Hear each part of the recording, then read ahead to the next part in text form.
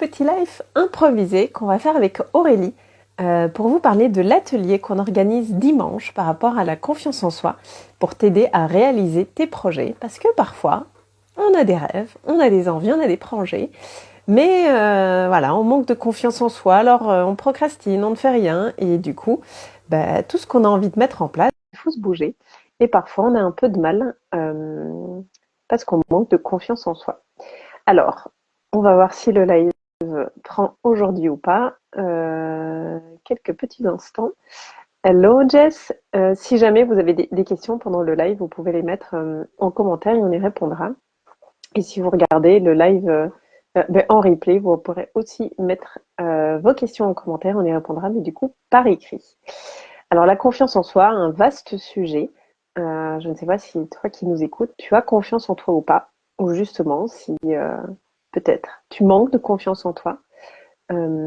Parfois aussi, ce qui peut arriver, c'est qu'à un certain moment de la vie, on a confiance, et puis à un moment, un événement fait qu'on va, entre guillemets, perdre cette confiance, qu'elle va diminuer.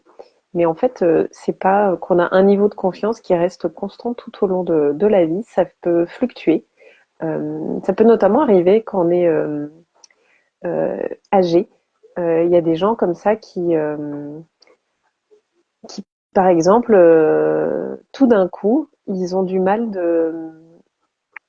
d'être sur, voilà, de conduire sur l'autoroute. Ça, c'est des choses qui peuvent arriver parce que tout d'un coup, ils manquent de confiance en eux. Hello Aurélie, ça y est, ça a marché aujourd'hui. Comment tu vas? Eh bien, écoute, ça va très bien. Et toi, comment tu te sens? Ça va bien, ça va bien. Du coup, j'ai un peu commencé, hein, vu qu'il fallait un petit Mais peu parfait, t'as très bien introduit. préparer. Est-ce que toi, tu as envie d'ajouter quelque chose par rapport à ce que j'ai dit sur la confiance en soi déjà, on va dire peut-être comme introduction, tu vois? Euh, Moi, de ce que j'ai pu apprendre, c'est que on confond souvent la vraie confiance en soi et des masques que l'on peut porter où on a la sensation que l'autre a confiance, où on a la sensation, nous, d'avoir confiance. Et que cette vraie confiance en soi, elle est basée sur l'estime de soi et sur l'amour de soi. Et on fait souvent l'amalgame entre les deux. Et du coup, la vraie confiance en soi, elle est intérieure. Ouais, exactement.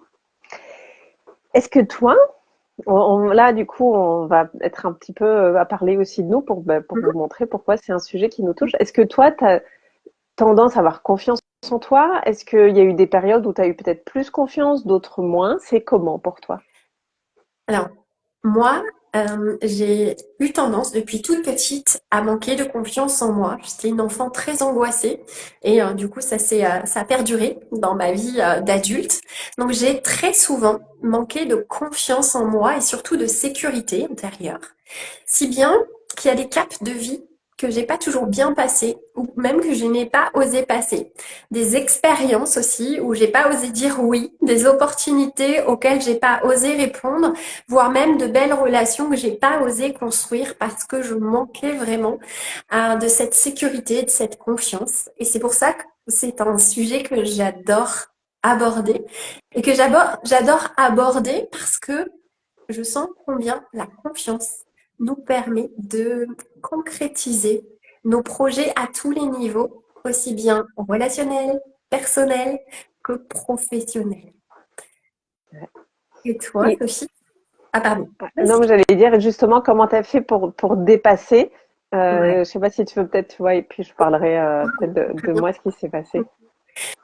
Alors, comme je l'ai dit, donc du coup, la confiance, elle est basée, la vraie confiance, elle est basée sur l'estime de soi, donc la valeur que l'on se donne, et sur l'amour de soi. Et du coup,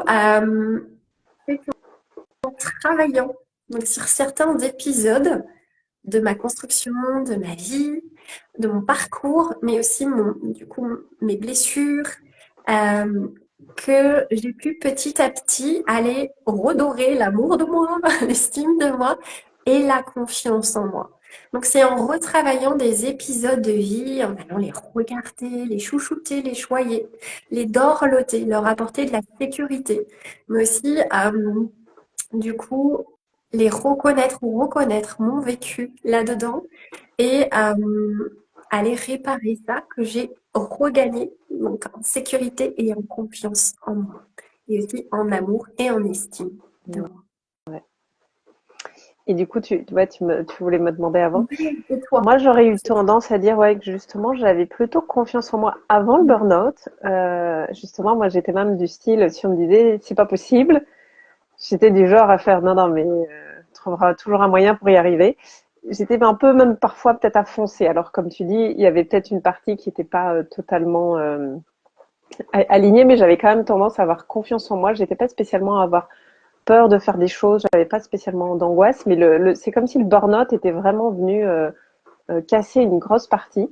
Et Mm. certainement, comme tu dis, tu vois, que une partie n'était certainement pas construite sur des bases solides.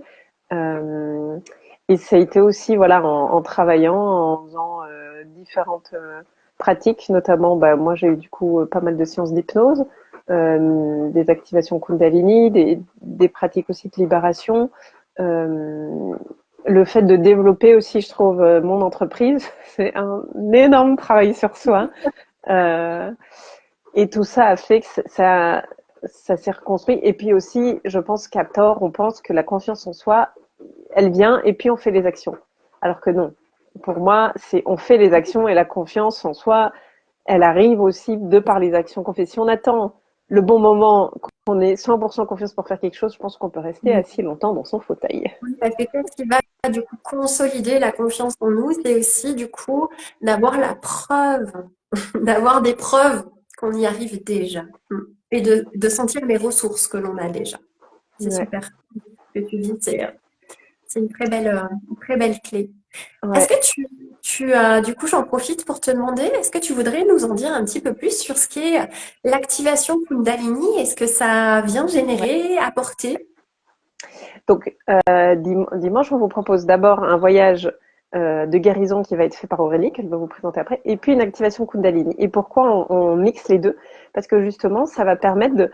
Ce qui aura été libéré, c'est comme si on allait à venir après, avec l'activation Kundalini, vraiment euh, comme la... Comment dire? Vraiment l'ancrer dans le corps. La Kundalini, l'activation Kundalini, ça permet aussi justement de venir libérer des émotions bloquées, des traumas. Donc là, ça va pouvoir vraiment, par rapport à ce qui aurait été travaillé avant, et on peut aussi mettre l'intention que s'il reste des choses qui n'auront pas été vues pendant le voyage, ils puissent aussi être libérés par l'activation Kundalini, parce que l'avantage avec l'activation Kundalini, c'est qu'on ne doit pas mettre des mots, on ne doit pas revivre les traumatismes, ce qui a été vécu, et on laisse vraiment le processus énergétique faire. Et en fait, c'est vraiment ta propre énergie vitale qui vient se réveiller, qui est là en toi. Ça peut être aussi énergie sexuelle, énergie créative, le prana, le chi, la kundalini, c'est tout des synonymes en fonction des, des cultures. Et en fait, c'est vraiment venir la réveiller pour qu'elle puisse circuler dans le corps et qu'elle puisse venir faire son travail de guérison naturelle. Comme le corps, il sait très bien respirer, on n'a pas besoin de lui dire comment respirer, il sait très bien comment digérer, et heureusement, sinon ça serait un peu problématique. Et là, c'est la même chose au niveau énergétique, on n'a pas besoin de lui dire il faut aller là, il faut faire ci, cela. Ça se fait vraiment naturellement. Et dans le cas de la confiance en soi, ben, du coup, en faisant la séance, c'est venir libérer tout ce qui peut entraver et justement retrouver confiance en soi. Voilà. Là, du coup, j'ai plus parlé par rapport à la confiance parce que l'activation Kundalini permet aussi plein d'autres choses, mais du coup là je me concentre sur la, la confiance et aussi donc c'est avec un voyage sonore que j'ai créé et je l'ai vraiment créé avec cette intention de mettre des énergies justement pour activer la confiance en toi et pouvoir réaliser aussi tes projets vu que c'est vraiment le thème donc ça va être en plus une playlist qui aura été créée spécialement pour l'événement. Voilà. Super. Merci pour ça. Merci beaucoup, Sophie. Et est-ce que toi, Aurélie, tu veux peut-être aussi nous en dire un peu plus par rapport à la première partie, le voyage de guérison et les libérations émotionnelles? Oui. Donc, durant la première partie, on va aller tous ensemble faire un voyage de guérison. Et vous, vous irez faire votre propre voyage de guérison en fonction de ce qui a besoin d'être revisité dans votre vie. Donc, durant le voyage, on va aller descendre en profondeur à l'intérieur de vous et le subconscient va juste vous ramener des épisodes de votre vie où vous avez enregistré, engrammé la sensation de pas de pas avoir, par exemple, réussi quelque chose, ou en tout cas d'avoir manqué de confiance en vous, que les autres ont pu manquer de confiance en vous. On peut aussi parfois visiter une période ou qui ne nous appartient pas, mais qui appartient en fait à notre lignée, parce que parfois on a purement hérité de ce manque de confiance, ou on l'a du coup absorbé de notre environnement alors que ça ne nous appartient pas. Et durant le voyage, on va aller revisiter, voilà, deux ou trois histoires de notre vie, événements de notre vie, pour lequel aujourd'hui on pourrait manquer de confiance en nous. Et le but, en fait, de ce voyage, c'est d'aller faire tout un protocole de libération et de guérison pour que vous puissiez comme dézoomer par rapport à ce qui s'est passé. Le but de la libération, ça n'est pas de faire comme si ça ne s'était pas passé, c'est que vous vous sentiez plus libre avec ce qui s'est passé ou avec votre passé. Et le but, ça n'est pas non plus d'aller faire remonter ni d'aller creuser quoi que ce soit. C'est juste de prendre ce qui est et de le regarder et de le libérer et de le guérir. Voilà. Donc c'est tout un protocole de guérison autour de blessures, de blocages ou d'un événement. Voilà ce qu'on va faire pendant 3 quarts d'heure. Et pour l'avoir déjà vécu plusieurs fois avec Aurélie, je peux témoigner que ça fonctionne très bien et que c'est très puissant. Donc, je vous invite à nous rejoindre dimanche, clairement. Si, bien sûr, enfin, si ça vous parle. Après, il faut que le cœur, bien sûr, Ouais. vous appelle à faire ça. Oui. Est-ce que tu as envie d'ajouter quelque chose par rapport à la confiance, l'atelier Par rapport à l'atelier, le fait que vous allez du coup vivre 3 quarts d'heure de libération et de réécriture de votre histoire et 3 quarts d'heure pour aller libérer en profondeur dans votre corps, vos mémoires cellulaires, mais aussi d'intégrer les choses. Je pense que voilà, ce sera un bel atelier qu'on va vivre Ouais. ensemble et que vous pourrez vous offrir. Voilà, moi aussi, j'ai eu la chance de vivre avec Sophie voilà, de belles expériences. Et je pense qu'en fait, de vous dire qu'on vit ça aussi en tant qu'entrepreneur. On s'aide l'une et l'autre en tant qu'entrepreneur à aller voir ce qui pourrait, voilà, nous booster en tant qu'entrepreneur. On le fait sous cette forme-là. Et je vous assure que ça fonctionne. Ouais. Même si vous voyez peut-être pas les résultats, nous, on peut le voir. Enfin, moi, je les vois, clairement, je les vois. Oui, Donc, oui, mais je veux dire, tu vois, les gens qui nous regardent, peut-être qu'ils peuvent pas toujours, voilà, se rendre compte. Si vous avez, parce que je vois qu'il y a quelques personnes en ligne, si vous avez des questions, vous pouvez nous les poser. Si vous regardez en replay, comme je disais, et que vous avez des questions, vous pouvez les mettre en commentaire de la vidéo. Vous pouvez aussi nous écrire, hein, si vous avez des questions, vous avez peut-être pas les mettre, voilà, en mode public, c'est ok. On est là aussi pour y répondre, que ça soit pour ouais, l'atelier ou pour autre chose. Voilà, on est là aussi ouais, pour, ouais. euh, pour y répondre. Ouais. J'aimerais juste rajouter une petite chose parce que je trouve que c'était intéressant ce que tu viens de dire. Comment concrètement on peut le voir dans nos vies d'entrepreneurs, si jamais vous êtes entrepreneur, mais aussi si vous êtes salarié, si vous êtes père ou mère de famille en vrai, c'est en tant qu'entrepreneur, comme on travaille sur cette confiance en nous, on peut le voir par exemple pour aller en live. Là, ça nous permet de nous donner cette sécurité, ce moteur. Ça permet aussi, moi Et, concrètement, et ça oui, donne même envie de le faire avec plaisir, alors qu'au début, ça va être. Alors bien sûr, exactement. vous allez peut-être pas le voir en tant que spectateur, mais parfois quand on fait des lives au début, parce que clairement c'est sur la confiance en soi, on n'a pas envie de le faire, on se force, c'est hyper difficile, c'est challengeant, tandis qu'à force, mais c'est on prend plaisir, on en fait plus souvent, mais voilà, peut-être que ça se voit pas, mais nous en tout cas, comme dirait Aurélie, nous on le sent. Ouais. On le sent parce que voilà, on va plus au contact des autres, on s'ouvre plus facilement aux autres et on ose être sur la toile, sur le web.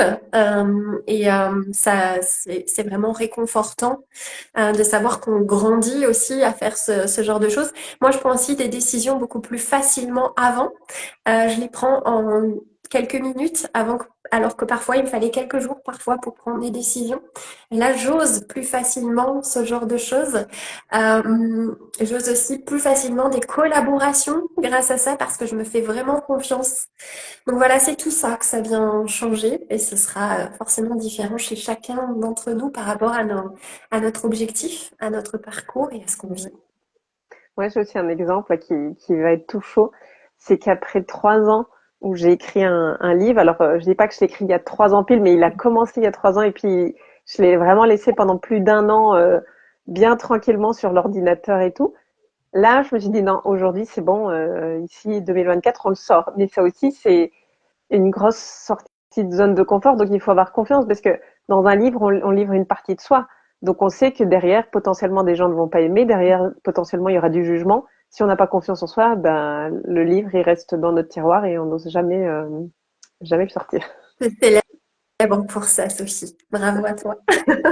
Donc voilà, des choses qu'on peut vous partager qui sont de notre quotidien et pas des exemples qu'on peut donner que, en fait, on n'a aucune idée. Là, c'est vraiment du vécu, quoi. Voilà. Donc, si vous avez envie, si vous sentez l'appel, si vous avez l'impression que justement vous avez besoin d'un coup de pouce pour vous aider à réaliser vos projets, vos rêves, ou si vous avez l'impression de manquer de confiance en vous, ben voilà, on vous invite dimanche à nous rejoindre à l'atelier en ligne. Du coup, comme c'est en ligne sur Zoom, ben vous devez même pas vous déplacer. Vous pouvez le faire que vous soyez en France, en Belgique, en Suisse. Au Canada, je pense que c'est vrai que pour l'heure, ça va peut-être tomber dans la nuit, ça peut être. Mais voilà, si vous sentez l'appel, ben, rejoignez-nous dimanche. Dimanche à 10 heures sur Zoom. Voilà. Merci, Sophie. Merci à toi, Aurélie. On se retrouve nous dimanche, même si on se verra déjà encore avant, mais on se retrouve dimanche. Et, euh, et on espère vous voir nombreux, du coup. Et je vous souhaite, et je pense que je peux dire, on vous souhaite une belle fin de journée. On peut Et souhaiter une belle fin de journée. ouais, À à bientôt. très vite.